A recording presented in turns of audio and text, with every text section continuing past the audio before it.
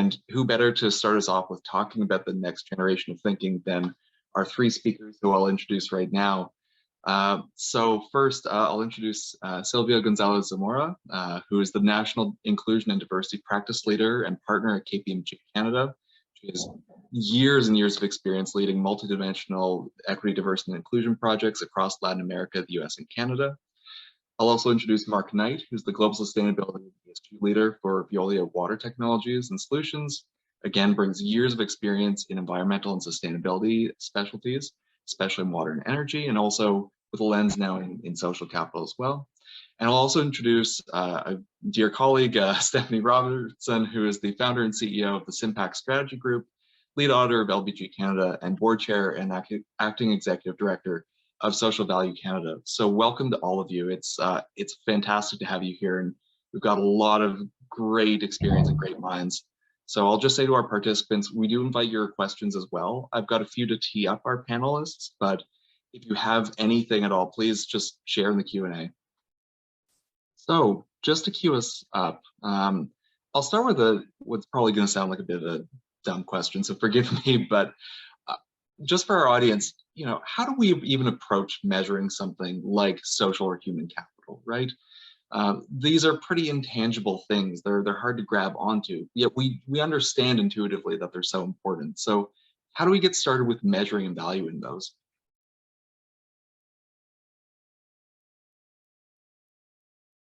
I'll go I first. can jump in. Oh, you go, Mark. I was just going to say you could start with the Social Human Capital Protocol. It's a great little plug for Martin mentioned before. It's a great place to start.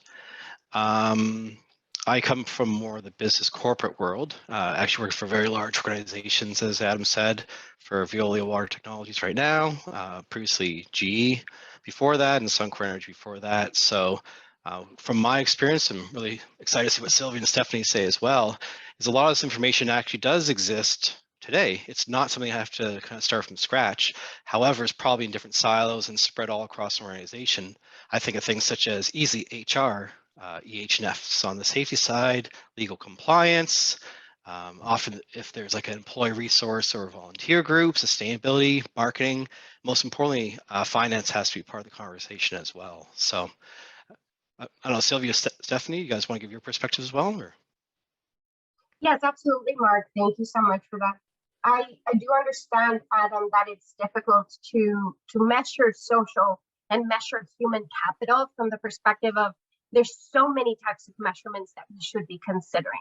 This is data that's structured maybe in numbers and financial statements, yes, but unstructured data comes from so much lived experience, anecdotal evidence, the employee experience, the customer's anecdotes.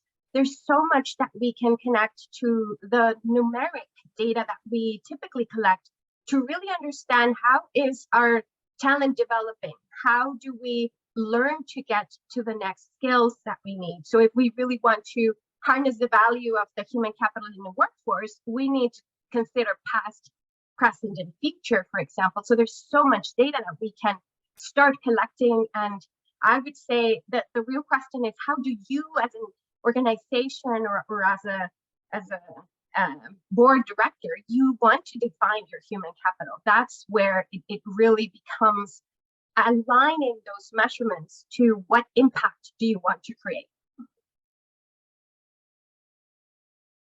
Well, and I think actually one of the areas that the social value movement gets motivated around in this whole discussion, and why actually we collaborate so closely with the Capitals Coalition all around the world, is that when we really look at the strength that can come through information about social and human capital, we want to make sure that there's two perspectives. I mean, certainly we need to make sure that the organization itself has a very clear view on the capital that it has within its reach and at its disposal to mobilize and to strengthen and to apply. But we also want to make sure that the people themselves that represent the capital that we're talking about have an opportunity to tell us how they feel about their own skill sets, or how they feel about the level of inclusion they're experiencing in their workforce, or how they feel about the impact that an organization might be having in their community. And, you know, it's kind of interesting because when we run training courses around social value thinking, which are being, you know, pursued in 46 countries around the world, there's a huge initiative now that the UNDP is initiating around the impact and all the impact finance work that it's doing.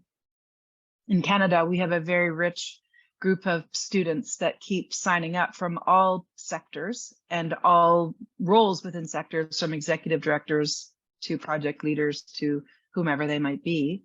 You know, a different perspective is often needed in how we measure.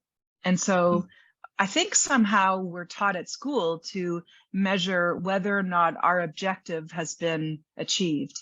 And actually, what we need to measure when we're really including the stakeholder voice, we need to be asking people what their experience was of the impact that they've experienced, either through a skill development program or an inclusion initiative or corporate activity in their community.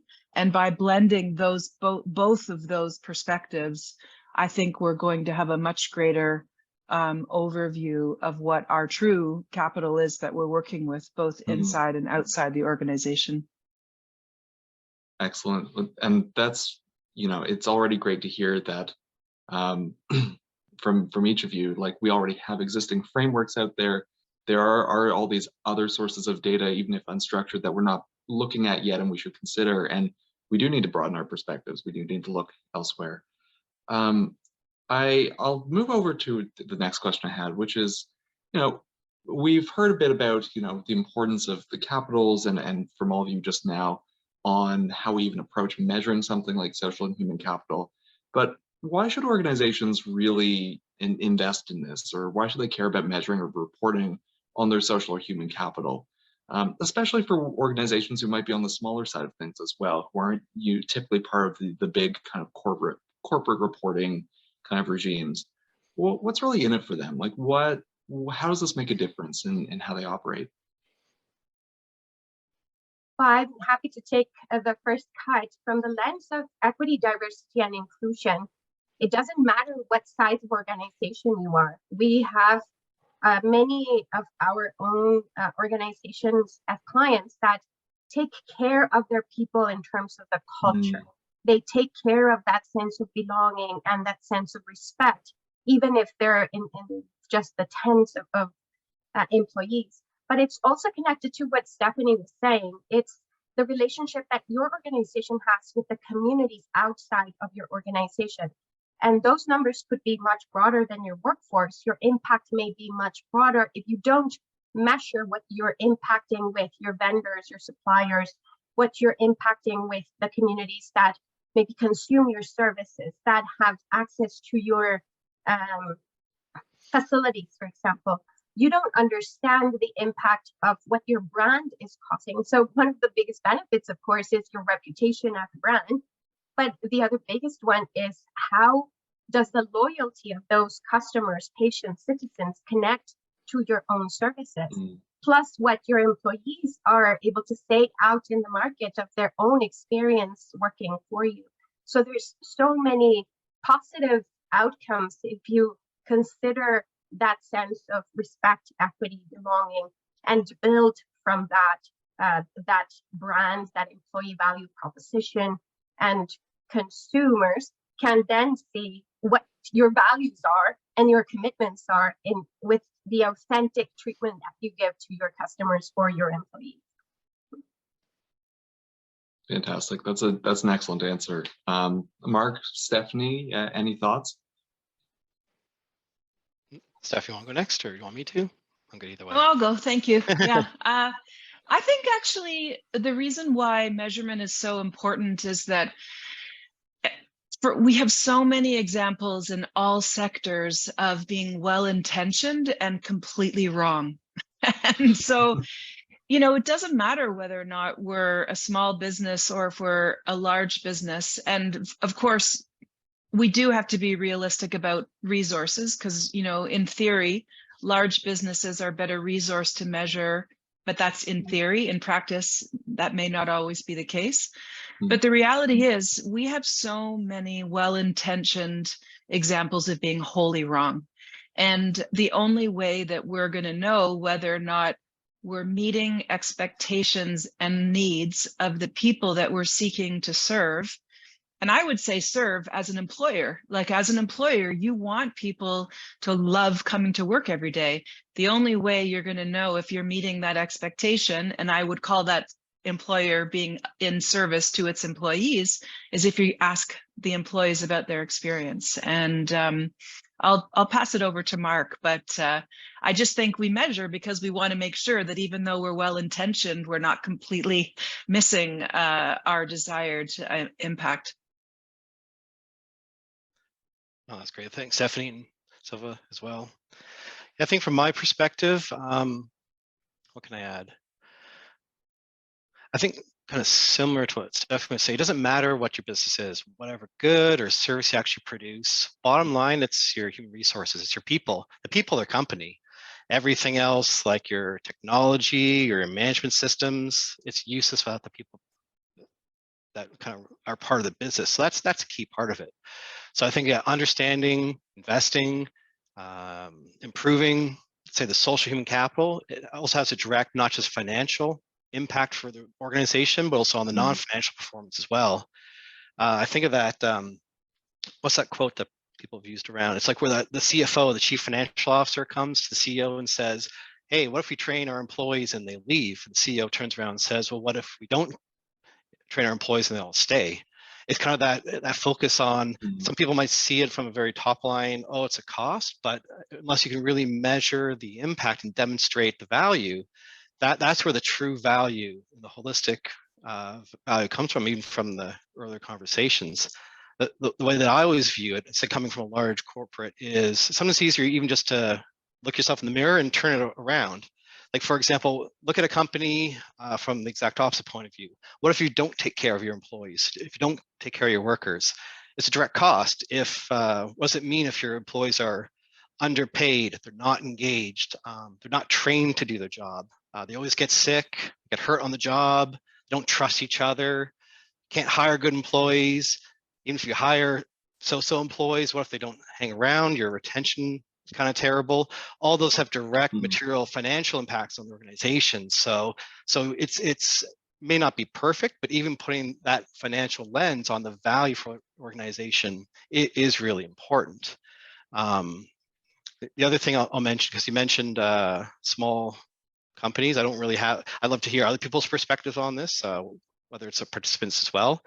I know we do work with a lot of small to medium enterprises, and with that, I have a direct line to everybody from the CEO all the way down. So to me, it's actually even more important for small businesses to value this, because their people are the front lines and they're the ones that engage across the supply chain, across the whole value chain with large corporations as well. So I think, yeah, that's my 2 cents on it. Excellent. Just before I move into our next question, Stephanie, Silvia, anything to add on to what Mark said here as well? No? Okay. Again, excellent answers. And actually, all three of you started preempting the next question, which I was going to ask anyway, which is, what is the value that different organizations can see once we've got measurement figured out, once we've got the case for measuring figured out? What's the value then in investing in social or human capital? And I'd say answer that from a few different perspectives. Maybe there's like the business case perhaps, but also as an organization, what can it bring by doing that?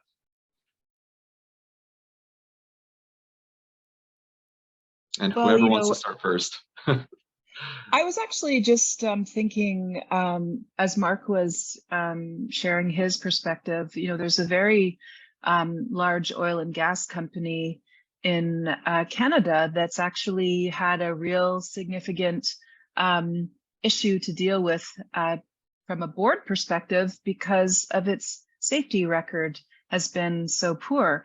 And while that's perhaps only one example, it's a great example of how social and human capital can influence or impact your overall financial bottom line. So not a specific answer to your question, Adam, but a really good, very current example of a reality that a very well-respected company is facing because it has not attended to one area of many. And, you know, there's many other things that it is attending to that it is doing very well and is well respected for, but it just shows the significance of what happens when one area is not as well attended to for whatever reason as another. You know, it's kind of interesting because I think that we have, as organizational leaders, no matter where we sit, I feel, you know, we have visions for what we want to accomplish. We have, you know, people we're hoping will be energized and will come to work with ideas and commitment. And if we're not actually enabling an environment that is truly inclusive and diverse, where people feel they can bring themselves to work in whatever shape or form that is, if we're not really enabling that kind of environment, then our desire to really get the best of people will not manifest. And, you know, there's been a lot of papers that have been written about this recently from a corporate perspective, but I think that it applies equally to government environments, to nonprofit and social enterprise and charitable environments. You know,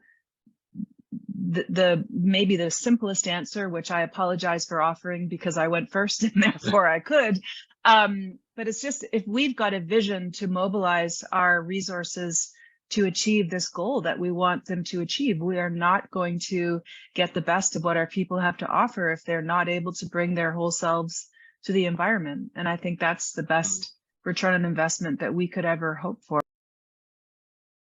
Yes, I totally agree with you, Stephanie. That sense of being my whole self nurtures then innovation, creativity.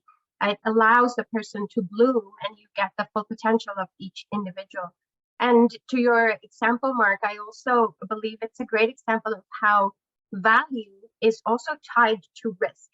We can invest and create value, but if we don't invest, then there's also some risks that we are looking to maybe step into if we don't foresee them. So value in terms of investing for social capital, for me, is also mitigating that risk, mitigating the risk of health and safety because of the lack of training, mitigating the risk of brand reputation because your consumers are not connected to your product development. Maybe you are insulting some communities because of the names that you picked for some of your products, which has happened to some brands. Or you have a blind eye to what's happening to your external communities as an employer of maybe of a small community, and you become almost part of that fabric of economic wealth that is part of that small town. So all of those pieces can really help you to see that valuing the people that you have is incredibly incredible for strengthening your brand, but it's also something that you must do if you want to stay in business today. It's not necessarily something that you can opt out of, because the risks that are coming your way if you're not investing in human capital right now, in that sense of belonging, in that workforce training, in that upskilling for transformation, are too high for many organizations to not consider at this point. I guess I have the fun for going last again. No, both Stephanie and Silvia, yeah, great points. So what I'll add, Stephanie, you mentioned oil and gas company, so I'll enforce the U.S. political rules because you mentioned that. I'll just expand on it. I agree with you. That I remember in the past, even if there's one significant injury or even a fatality, the whole company would shut down. They'd have a safety day. They would review it. They took it very seriously. Now, for those that have been around a little bit longer than I have, hearing stories of 1970s, 1980s, oil and gas, chemical companies, 10, 12 fatalities a year. No big deal. That's just the point of doing business. Things change. You're right. The value around health and safety has been paramount in a lot of those really heavy, dangerous industries, mining as well, and a lot of other sectors. So it's great to see more emphasis on the value of people there. I think it also ties back to an earlier point, Silvia, you mentioned around community. I'm I'm from a small town called Sarnia, Ontario, small industrial town, dominated by refining, chemical plants, and a growing biochemical sector as well. Outside the fence, if you don't invest your people, communities will suffer. Think of that, or Sudbury, that's driven a lot by mining operations. A lot of these are I don't want to call one-horse towns, but the significant economic activity is driven by these industries. If you don't care about your people and you don't look after them, the whole community is actually going to suffer. So once again, it's in the financial best interest of these organizations to take care of the people, because everything from community programs to the schools to the hospitals, all of this will support those industries going forward. So Silvia, thanks again for mentioning the community piece. I think what we'll just finish up with is internally as well. I don't remember everything, Silvia, you mentioned. It's a great laundry list of benefits for organizations. I'll just add on top of that, from my perspective, innovation. I do work for a US business unit of a French company. And so in my role in global as well, I do a lot of work across Europe and Asia, Australia, South America as well. So having to work and understand the cultures and the value drivers for both our customers and our teams is really important. So understanding, getting the diversity really does help drive innovation. Second, kind of mentioned this before, recruitment. If you want to hire the best people, having the focus on people is a huge selling factor. If you want to work for those organizations that takes care of the people. So if you want to hire the best, this, once again, this is part of your not just hiring, but your retention, your retaining policy as well. The whole, I've mixed views on, don't want to go down a rabbit hole, but this whole quiet quitting idea, there's a lot of people questioning, should I stay with this company or go somewhere else? Well, it was so very similar to that CFO, CEO quote I mentioned before. Richard Branson had one. Yeah, train people that they can leave, but treat them good enough that they want to stay. You have to look after people if you want to hire and keep the best. And lastly, as I said, working in a global company, having those diverse perspectives. I've never lived in India, but I work a lot with our Indian team, really understanding their cultural aspects, understanding what they truly value, how they work with customers, very simply how they make business deals, very different than Canada. So I really need to take a back seat and do not twice as much, more 9 times out of 10, 9 times more listening than speaking when working with those teams, because they know the culture, they know the people, and they know the values way better than I do. So making sure you bring those diverse folks to the table and actually have them lead a lot of these efforts is really key. So once again, have that diversity of ideas and thoughts is paramount to really business success. So yeah, I guess that hope that added to Silvia's list as well. So. Well, Adam, I don't know. I'm not sure whether or not we're allowed to call out. We're getting really good ideas from some of the other speakers. So Lynn Johnson, I was going to say, actually, feel free to jump in. Yeah.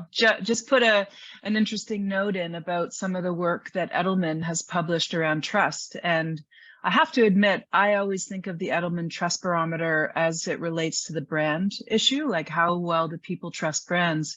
But the note that Lynn put in our chat box was really looking about the trust that employees have of their own leadership, and the whole underpinning idea around really being committed to diversity, equity, inclusion within your organization builds trust within the people that are working across it, that its leadership has its back, and or their leadership has their back. And I think that's I haven't seen that report. I'm going to find it.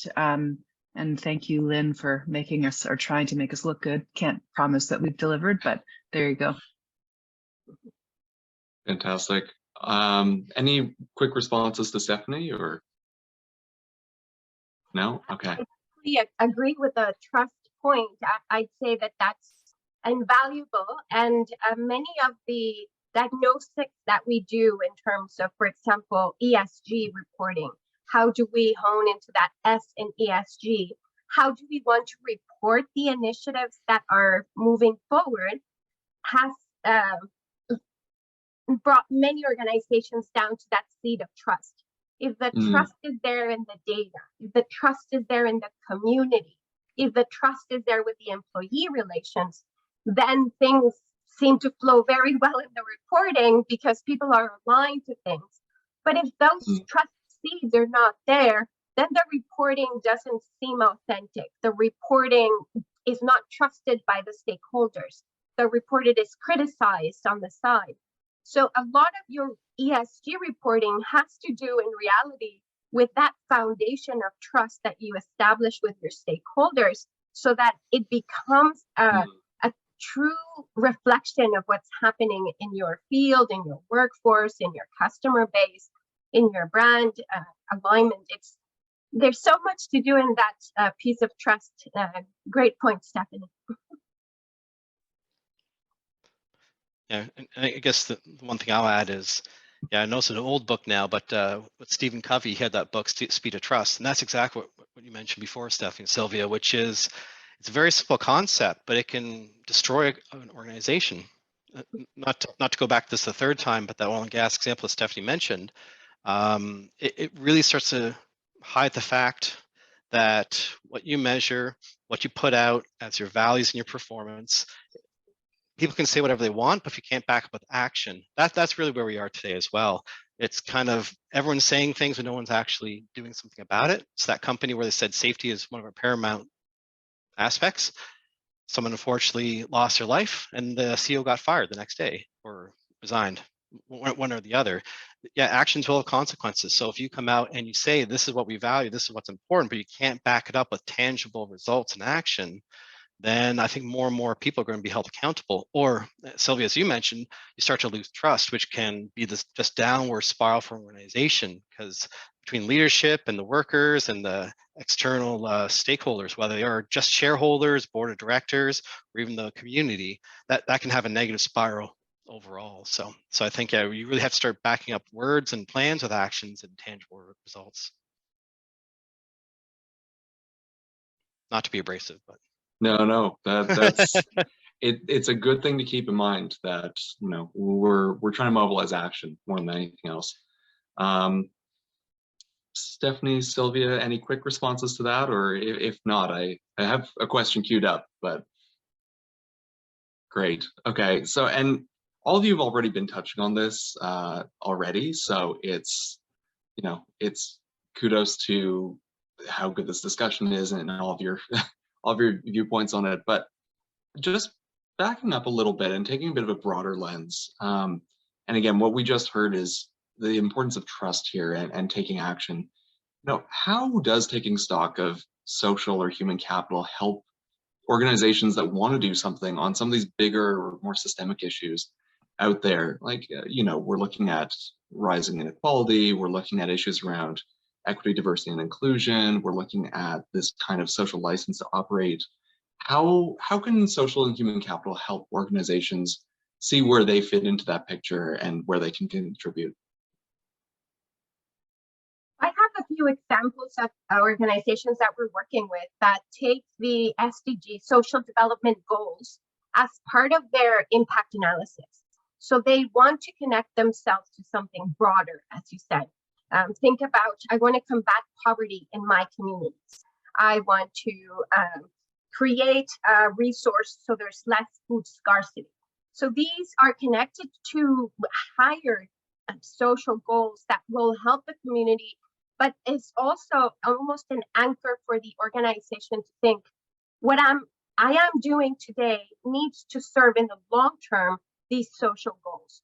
It's not just about making maybe the day of this heritage group in this month. It's not just about committing to being fair employer or fair access to employment.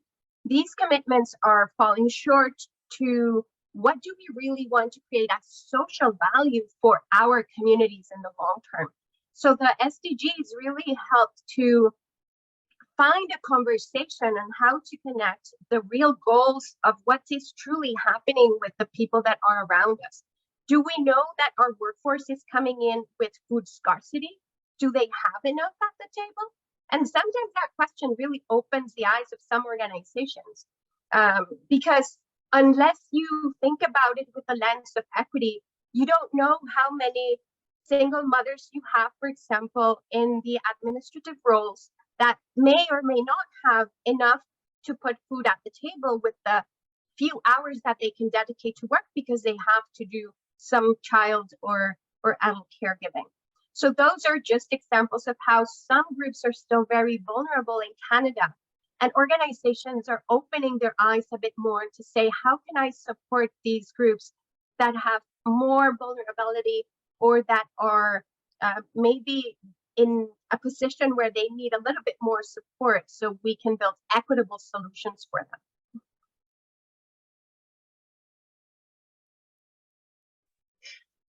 So Silvia actually touched on one of my favorite topics, because I would say that if an organization, and I use that word very specifically, it's not just companies, it's all organizations, if they are not clear on the extent to which they're paying living wages and making sure that all their suppliers are also paying living wages throughout their supply chain, then I don't believe that they can be serious about saving the planet, and I don't believe they're serious about sustainability. And this is a really difficult conversation because, you know, there are some industries that by their very nature are just more profitable. And, you know, we look at oil and gas right now, not, you know, or finance, or, you know, there's all kinds of ebbs and flows in our economy, but it's in some organizations, the average wage is higher than others. But still, I think that we need to be very specific about the data that shows the extent to which anyone in our organization is getting paid less than a living wage. And that will vary across the country. And it's really interesting because I was at the Social Value International conference last week, and I was on a Capitals Coalition panel, and the panel was looking at what the natural capital approach could learn from the social and human capital approach, and vice versa.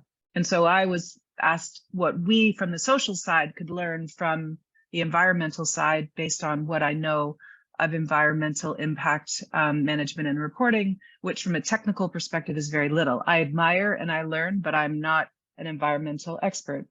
But one of the things that has happened in the environmental world is that there are certain stakes that have been put in the ground, and that is, you know, on carbon offsets, for example. So what's the social and human capital equivalent from a data point that is that we should be expecting everyone to report? And I think we could start with requiring organizations to report their understanding of the percentage of their employee base that is making at minimum a living wage. And if it's not 100%, then that's a great opportunity to do something about it. And there's forms of there's other types of labor issues that could flow from that, just in terms of identification and doing something with them. Anyway, this started a bit of a debate, which is all good.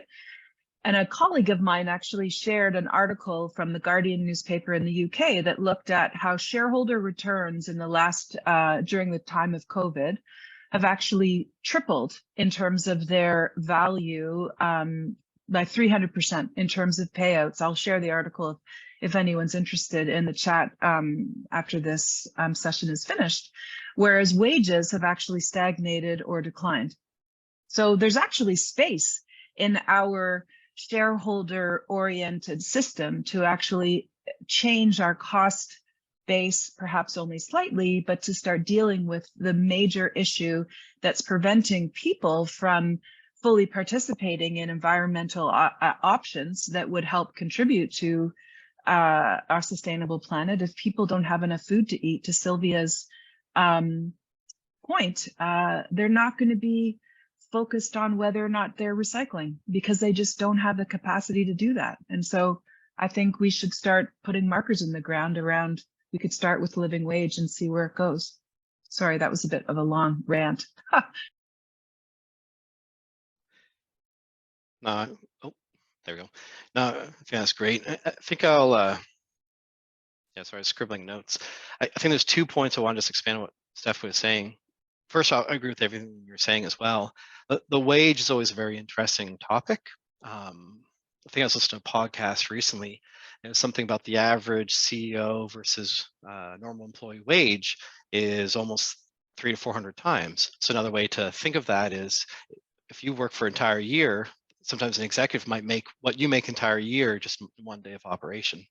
There's a reason they get paid and lots of other benefits. I do understand that, but I think the key takeaway there is when events happen, it's important first to be willing to have that hard conversation. One example is, I know early on the pandemic, so this is a couple of years ago, there was a worry about our cash flow and customers and meeting payroll and a lot of other questions as well. And so there was, depending on what jurisdiction you're in, US, Canada, around the world, there was mandatory and sometimes voluntary aspects, essentially take 2 or more weeks off of kind of free vacation. Essentially, it's a way you're kind of giving up your salary back to the company to help with the cash flow problem.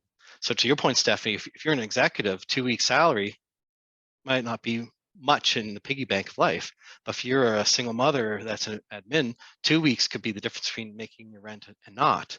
And so that was actually a big focus of the employees, is to say, like, look, I'm willing to give up, I'll give 4 weeks as long as other employees don't have, they can give up 0 as well. So actually there was a really big initiative where people that needed that didn't actually have to take it, but other people would take more time off to help support some of the less fortunate employees. So Stephanie, I think that's great for you to really bring up.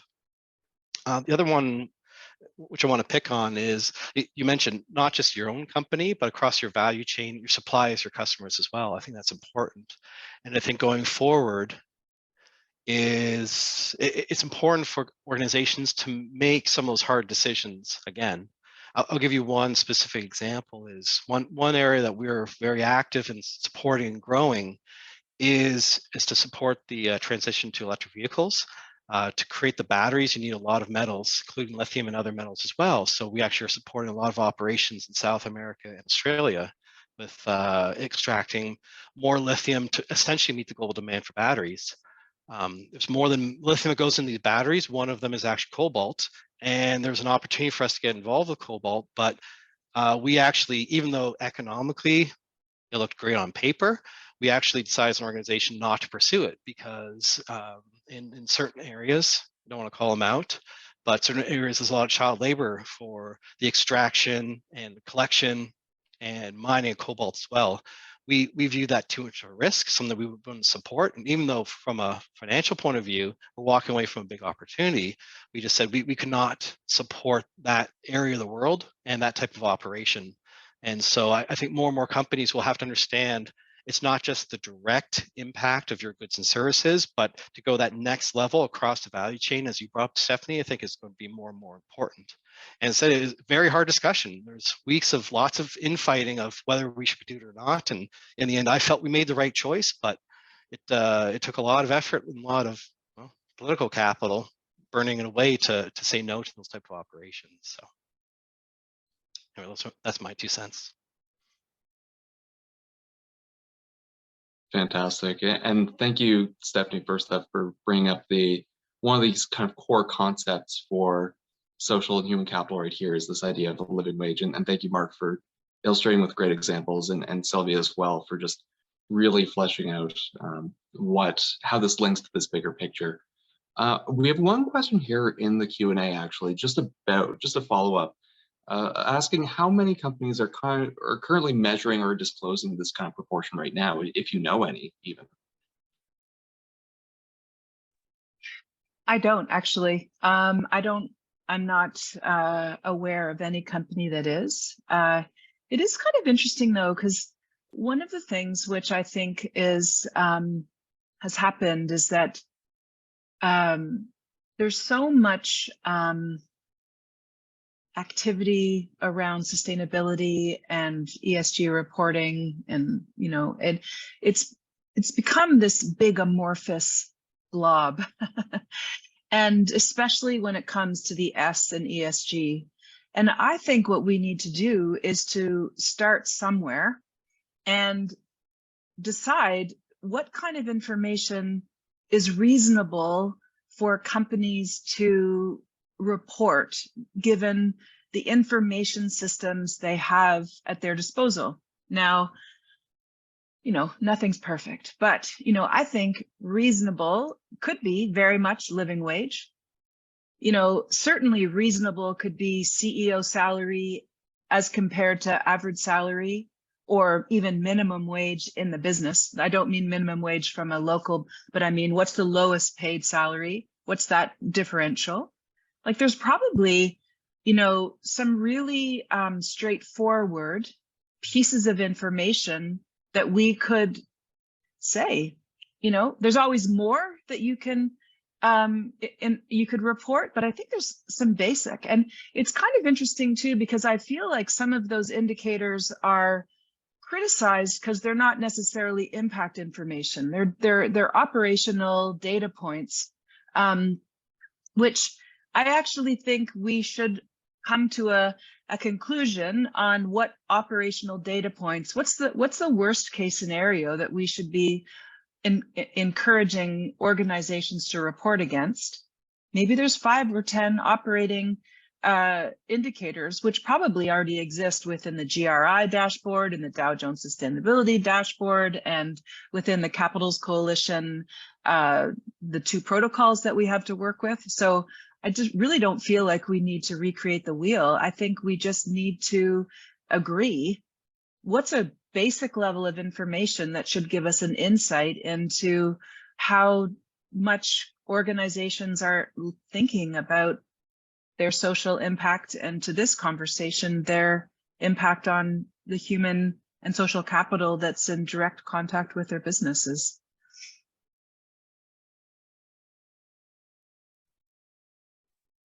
Excellent point. Silvia, sorry, go ahead. I agree with you, Stephanie. We don't know of organizations that are doing consistent reporting. There's so much under the umbrella of ESG. The conversations are opening up. Some organizations are going for compliance. Some are looking at the global space to see what others are doing. We're still in the infancy of really recognizing a consistent approach to reporting, and the standards are still questioned. If we report on SDGs, if we report on living wage, there's no consistent approach right now, which I think it's important for us to really push forward an agenda that helps the communities, not just the financial reporting. Because financial reporting, it's what we've done for so long. We've focused on the capital side of money, not the capital side of people. And there's so much that we still have to learn as organizations on how we impact our communities. And as we learn, then our reporting will evolve, and we will be able to bring forward what the true impact is for the equity deserving communities, for example, which is much granular than where we have reporting today. And how do we see the impact into the future to hopefully help their lifestyle and help them to survive in some cases?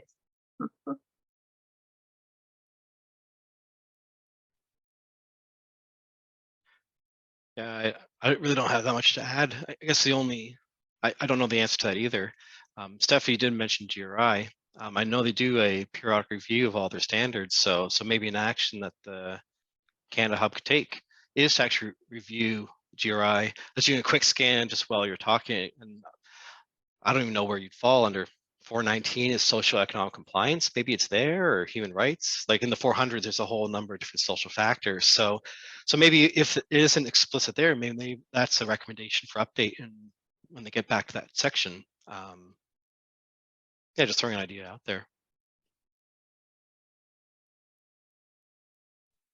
All right, we're just about to head into break quickly, I think, but in 30 seconds or less, could I get from each of you, if there's one thing that you want people to take away, or one thing they can get started with in terms of measuring or using or taking stock of social and human capital, what would it be?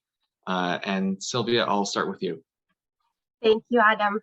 I would say open your horizons, which means don't just look inward towards your workforce. I think that's the first reaction that many organizations have. Think about the communities that you impact with the ecosystem of partnerships that you build in your own business or your own services or institutional reach. For example, think about how your end user, your end consumer really receives the benefits of what you're looking for. And you may not control the whole value chain of the partnerships, but if you start influencing them in a positive way, your vendors, your suppliers, your contractors, your partners will all have at least your strength to look forward to those communities getting better, living better into the future. But if we don't start now from the organizational standpoint to look after our communities, we're losing a lot of space and time to help them. Thank you. Excellent, excellent answer. Mark, I'll go to you next. I think it's very simple. Listen to your people and be willing to have tough conversations. That'll be my takeaway. Fantastic, short and sweet. Stephanie. Well, and I would say that the people that we need to listen to are not the ones that we are intentionally impacting. We often need to make sure that we listen to those that we're unintentionally impacting. So the voices that we need to hear need to be the ones that are part of our immediate strategy, and also the ones that actually are outside of where we meant to be, but where we actually are. Fantastic. Well, I want to thank you all. This is a really rich, really insightful panel discussion here today. I think gives everyone here a lot to think about, a lot to get started with and actually acting on. And thank you again for being here today and for the great conversation.